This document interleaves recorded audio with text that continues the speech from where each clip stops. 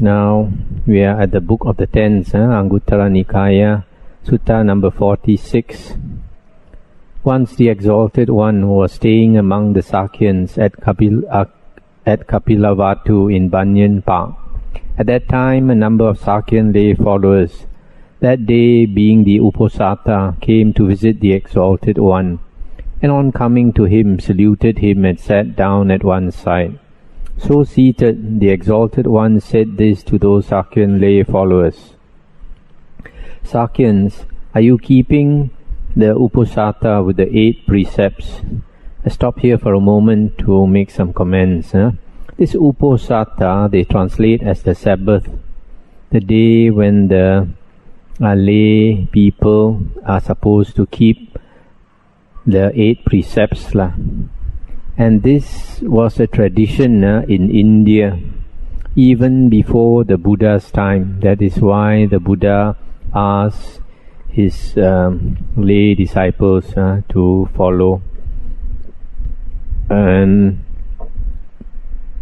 this tradition of keeping the Uposatha, it's on the 8th day of the lunar calendar, the 15th, the 23rd, and the 30th or 29th, which means approximately once a week. And from there, you can see other religions like the Christians, they also keep the Sabbath, but for the Christians it's the Sunday. And for the Buddhists, they keep the 8 precepts. The 8 precepts, the first precept is not to kill, the second is not to take what is not given, the third is not to engage in sexual conduct, the fourth is not to lie, the fifth is not to take intoxicants, the sixth is not to eat after noon, the period between noon and the next morning dawn. The 7th precept is not to adorn the body and also not to watch shows, not to enjoy music, etc. And the 8th precept is not to sleep on high and wide or luxurious beds. These are the 8 precepts. Now to continue with the sutta, so the Sakyans replied, Sometimes, sir, we do so, but maybe sometimes we don't. And the Buddha said, Well, Sakyans, in those matters, it is no gain to you. It is ill-gotten by you, since in a life thus conjoined to fear of grief, in a life thus conjoined to fear of death, you sometimes do and sometimes maybe do not keep the Uposatha with the 8 precepts. What think you, Sakyans? Suppose a man here, without meeting an unlucky day, were to earn half a kahapana in some business or other. Might not folk well say of him, a clever fellow, full of energy? Stop here for a moment to comment. This kahapana is a measure of money used in the Buddha's days. Then they replied, Yes, sir, they might. And the Buddha said, What think you, Sakyans? Suppose a man here, without meeting an unlucky day, were to earn a kahapana, or 2 or more, up to 50 kahapanas in some business or other. Might not folk well say of him, a clever fellow, full of energy? Yes, sir, they might. Now what do you think, Sakyans? Suppose that man, day by day, earning 100 or 1,000 kahapanas, and hoarding up what he got, were to reach 100 years, were to live 100 years, would not he amass great wealth? He would, sir. Well, Sakyans, what think you? Would that man, because of his wealth, on account of his wealth, in consequence of his wealth, would that man, for a single night or a single day, or even half a night or half a day, live in the enjoyment of utter happiness? Surely not, sir. And why not? Because, sir, sensual pleasures are impermanent, hollow, false, of the nature of deception. I stop here for a moment. Here, utter happiness seems to refer to the heavenly happiness, or the bliss of jhana, meditative absorption. And in other suttas, the Buddha has said that but maybe here it refers more to sensual pleasures, because here it is said that sensual pleasures are impermanent, hollow, false, of the nature of deception. And in some other suttas, the Buddha has said that sensual pleasures can be likened to a bone without any meat thrown to a hungry dog. When a dog is very hungry and you throw a piece of bone, a big piece of bone, you will bite at the bone, gnaw at the bone, but the hunger cannot be satisfied. So it is the same with sensual pleasures. It just gives us a fleeting happiness, but it is very very impermanent, and so that is why it is said that it is hollow and false, of the nature of deception.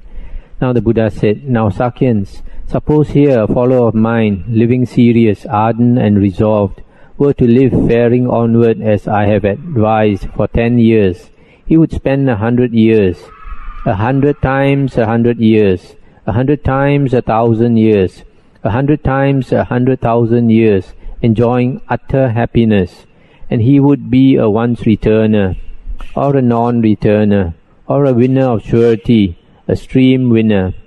Let's stop here for a moment. In the heavens, the lifespan is in terms of millions of years. That's why here the Buddha said, such a long time this person can enjoy. A once returner is a Saritthadhamma, is a person who has attained the second fruit of Aryahood. And a non-returner is an Anagami, the third fruit of Aryahood.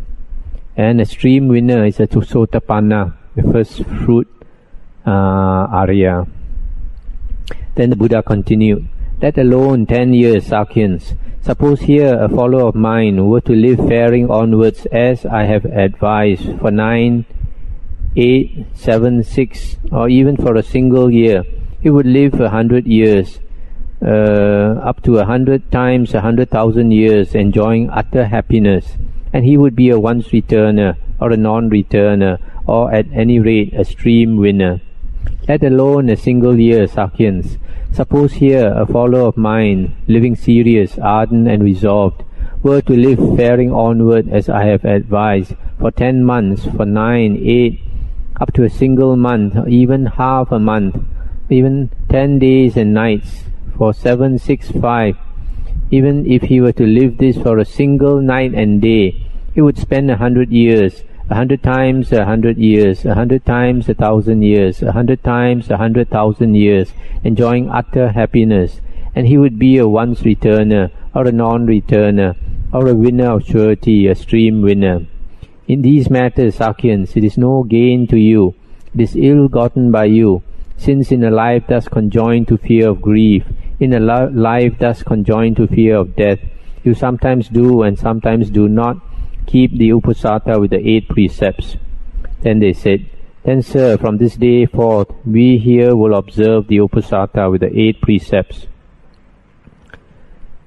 So you see, the Buddha is saying that if you keep the 8 precepts constantly on the uposatha days, that means approximately once a week, then the merit is very great.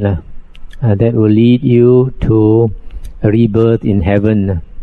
And life is very uncertain. We don't know when we are going to pass away. Just recently, about a week ago, a former kapya of mine, Peng Lim, just 49 years old, passed away. Those of you who have been following me for the last 10 years or so would know him. So you see, he's even younger than me. I don't expect him to pass away and suddenly he just passed away. So life is so uncertain. We don't know when we're going to pass away. So we should always be prepared, as the Scout motto says. Sutta number 47. Once the Exalted One was staying near Vesali in great wood, at the house of the peaked roof. Then Mahali, the Lichavite, came to see the Exalted One and said this to him: Sir, what is the reason, what is the cause of doing an evil deed, of committing an evil deed? And the Buddha said, Greed, Mahali, is the reason. Greed is the cause of doing an evil deed, of committing an evil deed. Hatred, Mahali, is the reason and cause. Delusion is the reason and cause. Not having thorough consideration. Wrongly directed thought. These are the reasons, these are the causes of doing an evil deed, of committing an evil deed. I just stop here for a moment to comment. These 5 things, 5 causes of doing evil. The first one is greed. Pali word is lobha. The second is hatred, dosa. The third is delusion, moha. The fourth is not having thorough consideration, ayoniso manasikara. That means not having the ability to consider properly. The fifth one is wrongly directed thought, miccha panihitang. Wrongly directed thought. These are the causes. And then they ask, Sir, what is the reason, what is the cause of doing a good deed, of committing a lovely deed? And the Buddha replied, Non-greed, Mahali, is the reason. Non-greed is the cause. Non-hatred, non-delusion, thorough consideration, rightly directed thought, Mahali, is the reason, the cause of doing a good deed, of committing a lovely deed. These are the reasons and the causes of it. Moreover, Mahali, if these 10 dhammas or qualities were not found existing in the world, there would be here no proclaiming of wrong living and crooked living, or of right living and straight living. But since, Mahali, these 10 qualities are found existing in the world, therefore is there proclaiming of wrong and crooked living, of right and straight living. That's the end of the sutta. Here these 10 qualities probably refers to these 5 causes of doing an evil deed and the 5 causes of doing a good deed. That means greed, hatred, delusion, not having thorough consideration, wrongly directed thought. And then the converse, the other 5 is non-greed, non-hatred, non-delusion, having thorough consideration, rightly directed thoughts. So 5 plus 5 is these 10 dhammas. The first 5 contributes to wrong living, and then the second 5 contributes to right living. So greed, you all understand what it is. Hatred also. Delusion is not understanding the nature of things, not being able to see clearly, because most of us are enveloped by the 5 hindrances that cover us and do not enable us to see things as they really are. And then thorough consideration, yoniso manasikara, means able to contemplate a problem up to the source of it, up to the root of the problem. So not having thorough consideration is not having the ability to consider a problem thoroughly. Wrongly directed thought is the thought that is directed in wrong ways. For example, having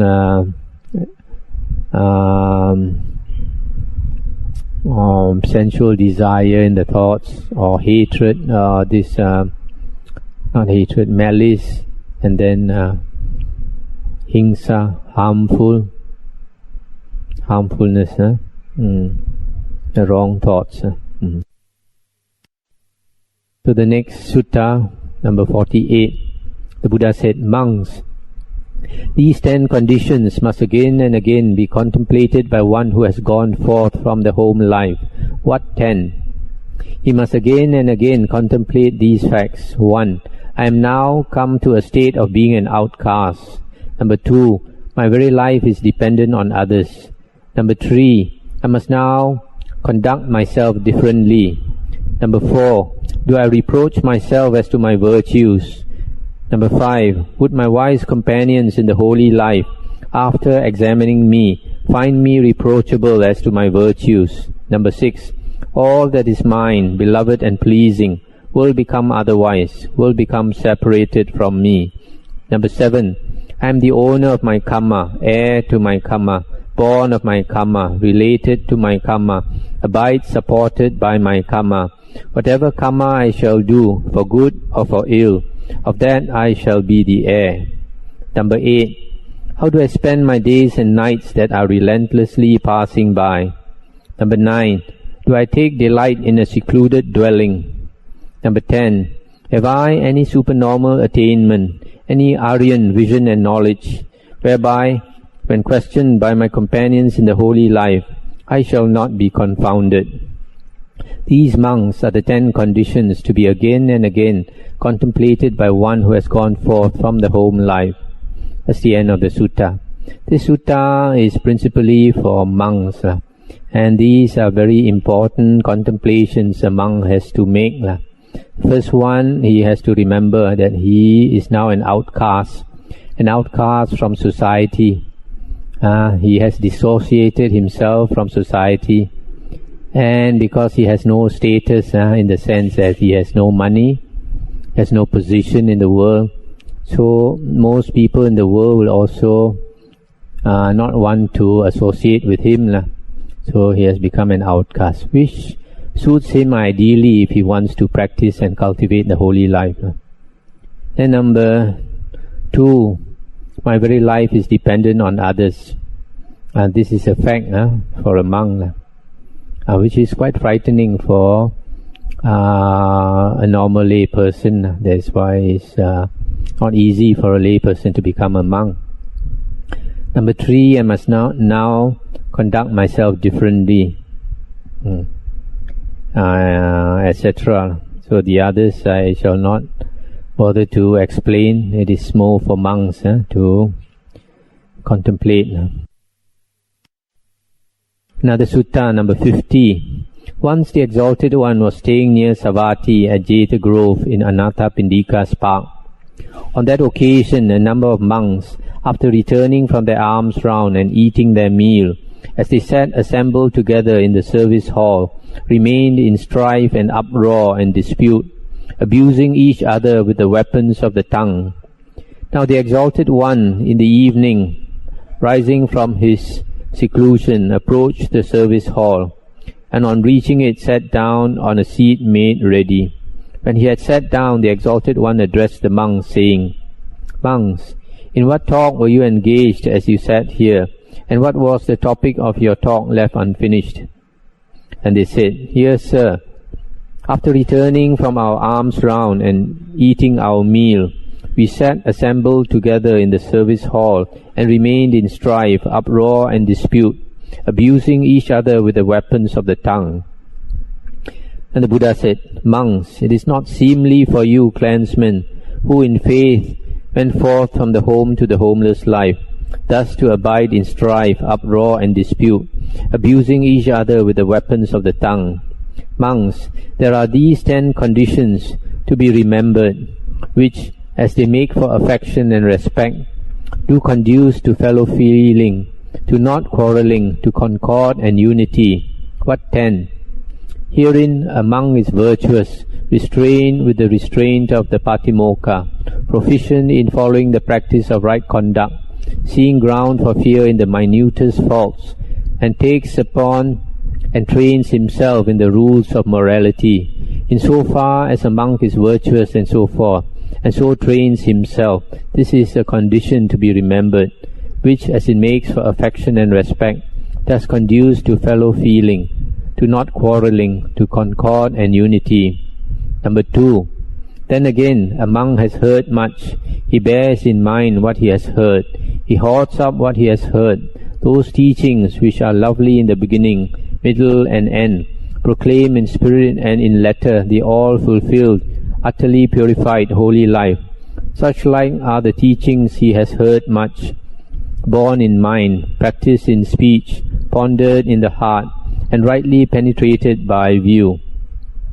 In so far as he has heard much, etc., this is a condition to be remembered, which conduces to concord and unity.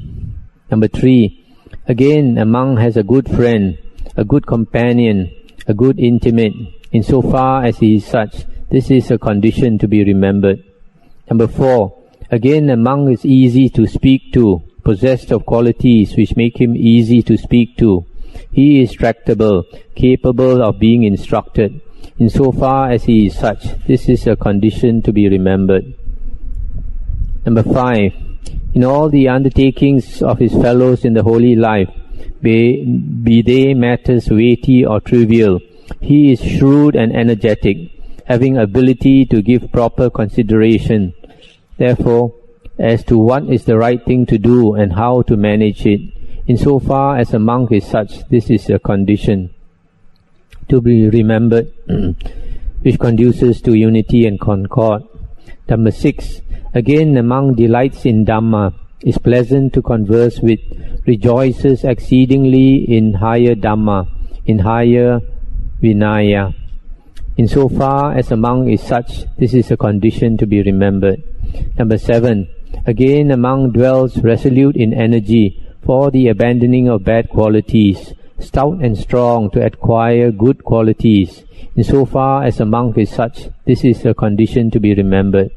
Number 8. Then again, a monk is content with whatsoever supply of robes, arms, food, bed and lodging, comforts and necessaries in sickness he may get. In so far as a monk is such, this is a condition to be remembered. Number 9. Again, a monk is collected, possessed of mindful discrimination in the highest degree, able to call to mind and remember a thing done and said long ago. In so far as a monk is such, this is a condition to be remembered. Number 10. Lastly, a monk is possessed of wisdom. He has wisdom for tracing out the arising and ceasing of things, wisdom which is Aryan, penetrating, going on to the utter destruction of ill. In so far as a monk has such wisdom, this also is a condition to be remembered, which, as it makes for affection and respect, does conduce to fellow feeling, to not quarrelling, to concord and unity. These monks are the 10 conditions to be remembered, which conduce to concord and unity. That's the end of the sutta. So this is another sutta more for monks, and also another very practical sutta where a monk is encouraged to cultivate these 10 qualities, because they conduce to concord and unity, harmony in the Sangha. The first one, the monk should be virtuous. He should be restrained by the restraint of the Patimokkha. Patimokkha is the code of precepts, contains 227 precepts of a Theravada monk. So a monk is supposed to abide by these precepts as much as he can. Number 2, a monk should have much knowledge of the Dhamma, and he should understand the Dhamma, meaning the suttas, the discourses of the Buddha.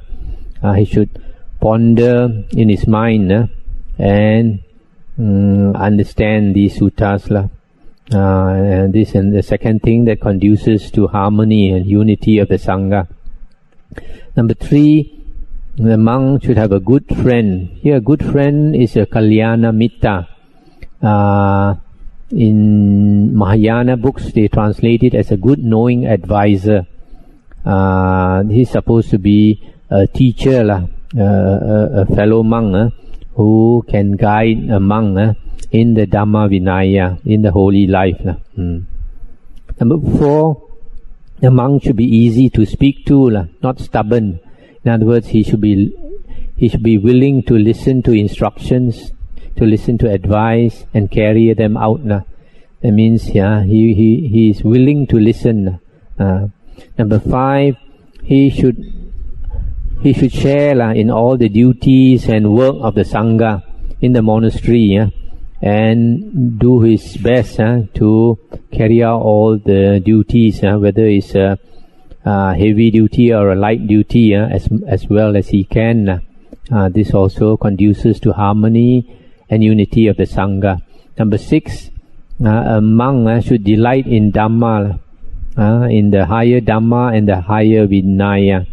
The higher Dhamma, Abhidhamma, here refers to the higher teachings in the Dhamma, not the later 7 books, because the later set of 7 books of Abhidhamma definitely was written much later. So here in the suttas, normally when the Buddha talks about the higher Dhamma, he usually refers to those Dhammas that you cultivate to get out of samsara. Usually the Buddha mentions a set of 37 requisites of enlightenment. That's Pali is Bodhipakya Dhammas. And these 37 requisites of enlightenment is also is equivalent to the Noble Eightfold Path.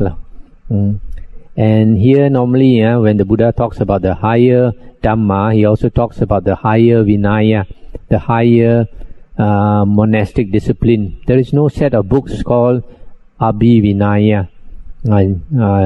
Just as during the Buddha's time, there was no set of teachings called the Abhidhamma. Then number 7, a monk should be resolute in energy, should make a lot of effort to practice the holy life, to abandon his bad qualities and to acquire good qualities. Bad qualities are like greed, hatred, delusion, sensual desire, ill will, sloth and torpor, restlessness, doubt. These are the 5 hindrances. Jealousy, arrogance, etc. Number 8, the monk should be content with whatever supply of requisites that he receives. Food, robes, bed and lodging, medicines, etc. Contentment comes from within. It is a quality, and not dependent so much on outside things. It's a quality of mind that has to be cultivated. And number 9, here is talking about sati. Sati here, recollection. The definition is given here as in some other suttas. Is able to call to mind and remember a thing done and said long ago. So sati is the quality of remembering, and when applied to the practice of the holy life, it means to remember what you have to practice. That means to remember your object of meditation, to remember that life is anicca, impermanent, life is dukkha, suffering, and life is anatta, there is no self, etc. So this sati is a quality of remembering whatever you want to practice. So number 10 is a quality of wisdom. Wisdom to be able to see the arising and ceasing of everything in the world. Everything that arises must cease. Because if you see the impermanent nature of the world, then you can become weary, disenchanted with everything in the world.